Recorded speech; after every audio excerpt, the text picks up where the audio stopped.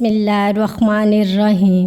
ایک ایسی سستی غذا جسے نبی کریم صلی اللہ علیہ وآلہ وسلم نے بیماری کے وقت استعمال کرنے کی تلقین فرمائی۔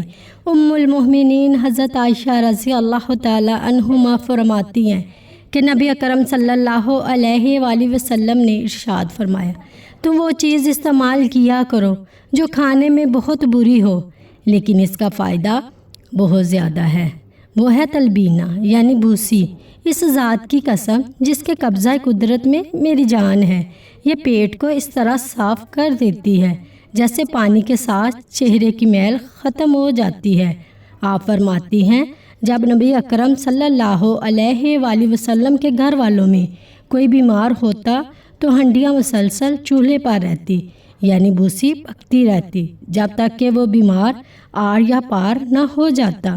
جب انسان بیماری یا کمزوری کا شکار ہوتا ہے تو صرف دعا ہی نہیں بلکہ مناسب غذا بھی شفا کے سفر میں اہم کردار ادا کرتی ہے۔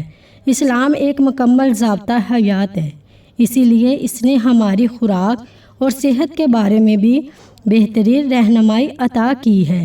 نبی کریم صلی اللہ علیہ وآلہ وسلم نے تلبینہ کی فضیلت بیان فرمائی کیونکہ یہ ہلکی غذائیت سے بھرپور اور مریض کے لیے باعث راحت غذا ہے۔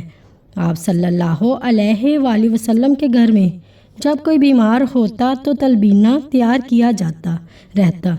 یہ حدیث ہمیں سکھاتی ہے کہ سنت نبوی کے مطابق مفید غذا اختیار کرنا، صحت کا خیال رکھنا اور علاج کے ساتھ مناسب خوراک اپنانا بھی ایک بہترین اسلامی طرز زندگی کا حصہ ہے۔